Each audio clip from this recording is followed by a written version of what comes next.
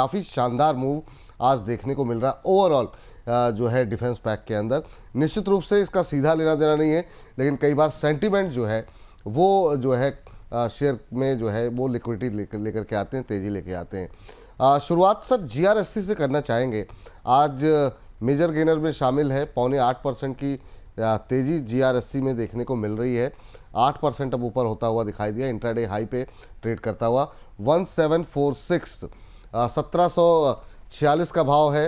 आपकी टिप्पणी क्या रहेगी 8% की इस तेज़ी पे? अभी क्या कोई फ्रेश बाइंग की कोई गुंजाइश है क्या यहाँ पे? नो सर, फ्रेश बाइंग तो मैं नहीं बोलूंगा यहाँ पे, बट अगर किसी ने ऑलरेडी ले चुके हैं तो 1820 मतलब यहाँ से और 100 रुपए ऊपर अगर कोई कोई भी रीजन से स्टॉक आता है तो वहां पे प्रॉफिट बुकिंग करना चाहिए। आप देखो आज का मोमेंटम और फ्राइडे का मोमेंटम दोनों सिमिलर है। फ्राइडे में भी ये स्टॉक बहुत नेगेटिवली रिएक्ट किया था और आज इमीडिएटली उसको पॉजिटिवली रिएक्ट कर रहा है। तो there something no hidden in the stock या in the hidden in the sector. तो मुझे लगता है कि अपसाइड लिमिटेड है, अगर किसी ने ले चुके हैं तो 1820 के आसपास इसको एग्जिट करना चाहिए। ठीक sir. BDL Bharat dynamics limited 5% की तेज़ी यहाँ पर देखने को मिल रही है। 1485 का लेवल इस समय देखने को मिल रहा है। 1485 1486 का लेवल, ये भी इंट्राडे हाई पर ट्रेड करता हुआ सर। आपकी टिप्पणी क्या रहेगी? 15-16% चल चुका है एक महीने में, अच्छा मोमेंटम बनता हुआ दिखाई दे रहा है। क्या अभी भी अपर साइड है यहाँ पर सर? अपसाइड तो है, बट फ्रेश पोजीशन में एडवाइस नहीं करूंगा। जिसने ऑलरेडी ले चुके तो उनको ही होल्ड रहना चाहिए। 1520 का एक उसका नो ब्रेकआउट पॉइंट है, वहां पे अगर एक क्लोजिंग मिलता है फ्राइडे के अंदर तो मुझे लगता है कि वहां से अच्छा मोमेंटम फिर से ये स्टॉक जा सकता है। ये 1650 1650 1680 तक। तो 1520 का एक ब्रेकआउट के लिए वेट करना चाहिए, उसके ऊपर एग्रेसिवली फिर मोमेंटम आ सकता है। फ्रेश पोजीशन तो एडवाइस नहीं करूंगा, बट जो ऑलरेडी है उनके लिए hold and wait for the target. ठीक सर। बीईएल सर, ये कैसा लग रहा है? 305 के आसपास आज 2.5% के आसपास की तेज़ी है।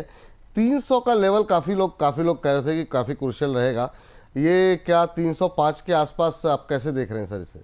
सही बताया आपने, जो 300 है इसका एक रेजिस्टेंस है, हर्डल लेवल है। यहाँ पे इसके ऊपर इमीडिएटली बहुत जल्दी से सेलिंग प्रेशर आ जाता है। तो मुझे लगता है अगर आजकल में अगर ये वीक में क्लोजिंग 300 के ऊपर रहेगा, 315 320 का मुझे लगता है कि एक ट्रेडिंग टारगेट बन सकता है। ठीक सर। चलिए, तो ये हो गया आपका यहाँ पर जो है राय निकल करके आती हुई। मझगांव डॉक जो है वो स्क्रीन पर लेकर के आते हैं। अब यहाँ पर भी आज हम देख रहे हैं कि 4.5% के आसपास की तेज़ी है और ये भी अपने इंट्राडे हाई के आसपास ट्रेड करता हुआ 2781 के आसपास ट्रेड करता हुआ। सर अच्छा मोमेंटम है शेयर में, हालांकि बीएल जैसा तो नहीं है, बीडीएल जैसा, लेकिन 5% की तेज़ी पिछले एक महीने में रही है। मझगांव डॉक कैसा लग रहा है सर आपको? अभी भी अपसाइड बाकी है। मुझे लगता है कि stock can go up to 2900 या 3000 के आसपास भी जाने की कोशिश कर सकता है। टेक्निकली बहुत स्ट्रॉन्ग सेटअप है, फंडामेंटली तो स्ट्रॉन्ग है ही है। मुझे लगता है कि गवर्नमेंट का फोकस अभी ये जो शिप बिल्डिंग के ऊपर ज्यादा आने वाला है और कुछ अनाउंसमेंट भी शायद आने वाले हैं अगले वीक के अंदर। मुझे लगता है कि वो एक रीजन से मज़गांव डॉक्स या कोचीन शिपयार्ड या इवन जीआरएससी, ये तीनों सेम सेक्टर में काम करते हैं, तो वहां पे मोमेंटम अच्छा आया हुआ है। Upside is limited to 2900 to 3000 rupees. अगर आप ट्रेडर हो तो 29 और 3000 के आसपास आता है तो आप प्रॉफिट बुकिंग करना चाहिए। सर ये भी बताते रहिएगा कि कहाँ पर आपको कहीं पर लग रहा है कि फ्रेश बाइंग की कोई गुंजाइश अगर हो तो वो मझगांव में है क्या कहीं पर? यस, मज़गांव में मुझे लगता है कि और भी थोड़ा सा मोमेंटम बाकी है। That can be one stock in the defence stock जहां पे अभी भी मुझे लगता है कि मोमेंटम बाकी है। और सेकंड एचएएल में भी मुझे लगता है अभी भी मोमेंटम बाकी है।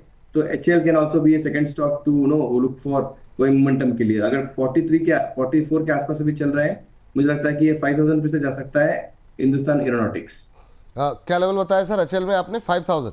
5000 तक मुझे लगता है कि मोमेंटम आ सकता है। 5000 तक, चलिए ठीक है।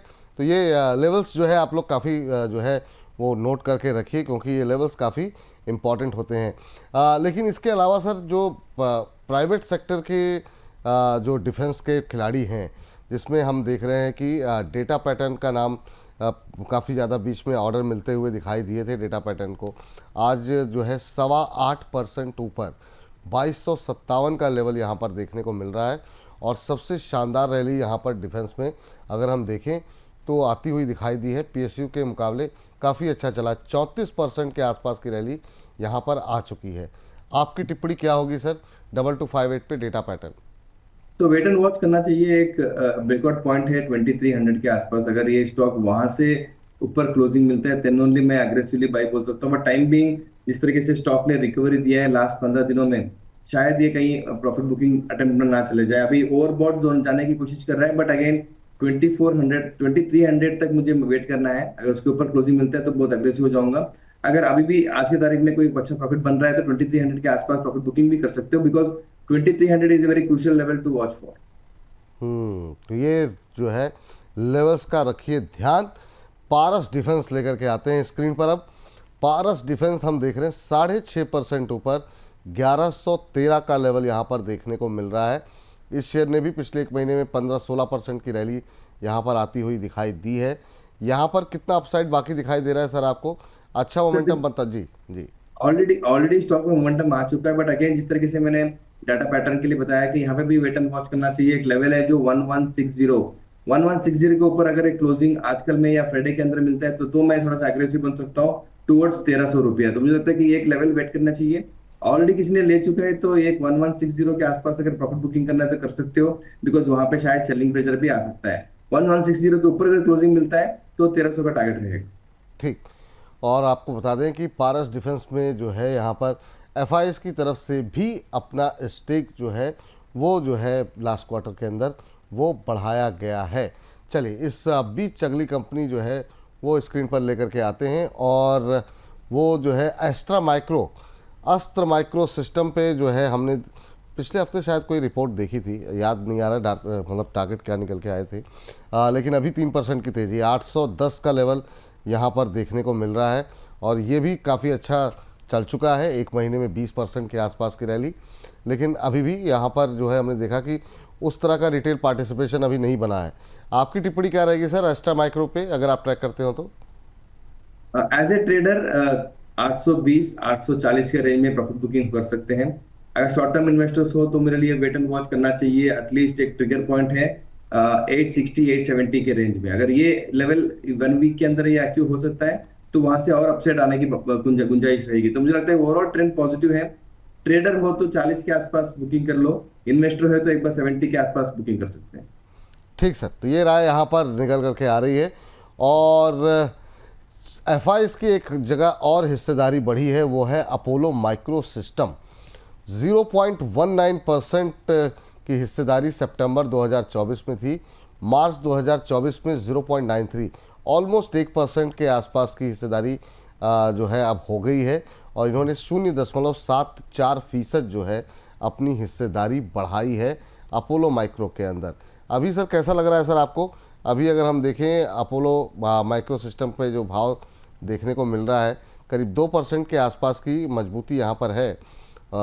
हालांकि ये शेयर चला बिल्कुल नहीं है, एक महीने में 7-8% का नेगेटिव रिटर्न रहा है। आप कोई टिप्पणी करना चाहेंगे इस पर? आपने सही बताया कि जो जिस तरीके से मार्केट ने लास्ट 15 दिनों में जो माइक्रो मिड कैप और स्मॉल कैप में जो रिकवरी आई है उसमें अपोलो माइक्रो सिस्टम ने ज्यादा कुछ कंट्रीब्यूट किया ही नहीं है। That gives us A confidence कि अभी भी कोई मोमेंटम बाकी है नहीं है इसके अंदर। स्टॉक 110 120 के रेंज में ही रहेगा जब तक Q4 अर्निंग्स या Q1 अर्निंग्स में कोई अच्छा धमाका ना हो जाए। तो ओवरऑल मैं न्यूट्रल हूँ, no advice at this point of time. कोई एडवाइस नहीं है यहाँ पर। BEML सर आज हालांकि ये रेलवे के भी ऑर्डर मिल जाते हैं इसको हम देखते हैं कि डिफेंस में भी प्लेयर है और यहाँ पर भी हमने देखा कि मामूली बढ़त जो है करीब आधे फीसद के आसपास की एफआईज ने अपना स्टेक बढ़ाया है। यहाँ पर 6.7% था एफआईज स्टेक, जिसे बढ़ा करके 7.3% किया गया है। तो ये तो बात रही एफआईज स्टेक की, लेकिन ओवरऑल कैसा लग रहा है आपको 3100 के आसपास ये शेयर? देखो फंडामेंटली तो ठीक ठाक कंपनी है, बट टेक्निकली एक ब्रेकआउट लेवल पे खड़ा हुआ है अभी। अपसाइड और डाउनसाइड दोनों रिस्क रिवॉर्ड रेशियो 1 के हिसाब से ट्रेड कर रहा है। नीचे गिरने में 200 रुपया और ऊपर चढ़ने में 200 रुपया। मुझे लगता है कि 3100 रुपये का जो एक लेवल है वो एक ब्रेकआउट लेवल के हिसाब से ट्रेड कर रहा है। ट्रेंड पॉजिटिव है, अगर ये ट्रेंड पॉजिटिव ट्रू रहेगा तो 3300 का टारगेट रहेगा, नथिंग मोर देन दिस। आज एक शेयर जो है काफ़ी ज़बरदस्त तेज़ी दिखा रहा है, वो है प्रीमियर एक्सप्लोजिव। और ये सर बारूद वगैरह जो है वो सप्लाई करते हैं और आपकी टिप्पणी जानना चाहेंगे कि अभी किस तरीके से देख रहे हैं। अगर आप ट्रैक करते हो तो 13-13.5% की तेज़ी, 440 का लेवल है, एक महीने में 30% ये भी चल चुका है। कोई संभावनाएं दिखाई दे रही है सर क्या आपको? देखो टेक्निकली अच्छे ब्रेकआउट्स पे ऊपर ट्रेड कर रहा है ये। 50 DA DMA के आसपास ट्रेड कर रहा था लास्ट वीक। अब ये 200 DMA को भी क्रॉस करके ऊपर आ चुका है, तो दैट गिव्स ए कॉन्फिडेंस कि शायद उसके Q4 अर्निंग्स हो या Q1 जो बिजनेस मॉडल है वो स्ट्रांगली रहेगा। फ्रेश पोजीशन तो मैं जब 14 टका ऊपर है तो मैं एडवाइस नहीं करूंगा, बट किसी को अगर लेना ही है तो I think wait and watch for 420 levels. कोई भी रीजन से अगर प्रॉफिट बुकिंग आता है तो 420 के आसपास तो वहां पे लेना चाहिए, और किसी ने ऑलरेडी ले चुके हैं तो मुझे लगता है कि यहाँ पे होल्ड ही करना चाहिए। उसका 200 DMI इज अराउंड 435, उसके ऊपर ऑलरेडी आज आ चुका है, तो 435 should be your stop loss अगर ऑलरेडी किसी ने अगर नीचे में लिया या तो। जी चलिए, तो ये राय निकल के आती हुई यहाँ पर। और इस बीच एक भारत फोर्ज और ले लीजिए सर स्क्रीन पर। 1095 1094 के आसपास ट्रेड कर रहा है अभी भारत फोर्ज का शेयर। यहाँ पर भी बीच में ऑर्डर्स की खबरें काफ़ी आई थी। आज तो उतनी मजबूती तो नहीं है, आधे पौने % के आसपास की तेज़ी देखने को मिल रही है। पिछले 1 महीने में 6% का नेगेटिव रिटर्न रहा है। कोई संभावनाएं हैं क्या यहाँ पर? नहीं सर, मुझे लगता है कि अगेन ये ब्रेकआउट मेक और ब्रेक लेवल के आसपास ही ट्रेड कर रहा है, तो time being upside is limited to 1200 rupees, but मुझे लगता है कि वेट एंड वॉच करना चाहिए। और यूएस में जो इसके ऑर्डर बुक है शायद उस पर ज्यादा फोकस करना चाहिए, और जब तक ये टैरिफ वॉर का बहुत क्लियरिटी आती नहीं है तब तक ये स्टॉक शायद यही रेंज में, मतलब 1000 और 1100 के बीच में ही फंसा रहेगा। सर अब इस सेगमेंट को तो हम समाप्त कर रहे हैं, लेकिन उसको पैक करने से पहले हम चाहेंगे इतने सारे शेयरों पे, चाहे वो हमने PSUs के रहे या प्राइवेट के रहे, काफ़ी शेयरों पे बात हुई। आपको कुछ अच्छे लग रहे हैं 2-3 नाम, जो अगर डिफेंस में जिसको पोजीशन लेनी हो और वो डिफेंस में ही लेना चाह रहा हो, तो कुछ शेयर जो आपको अच्छे लग रहे हो इन तमाम चर्चाओं में? मेजगॉन डॉक्स एक फोकस कर सकते हो, और HAL जो फोकस कर सकते हो, हिंदुस्तान एरोनॉटिक्स। ये दोनों स्टॉक्स अपने पोर्टफोलियो में होना चाहिए। मुझे लगता है कि अभी भी इसमें अपसाइड अच्छी बाकी है।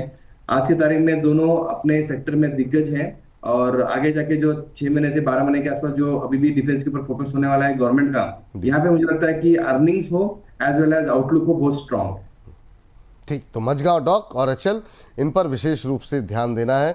6 महीने से 1 साल का व्यू अगर आपका है तो यहाँ पर अच्छे रिटर्न आते हुए दिखाई देंगे।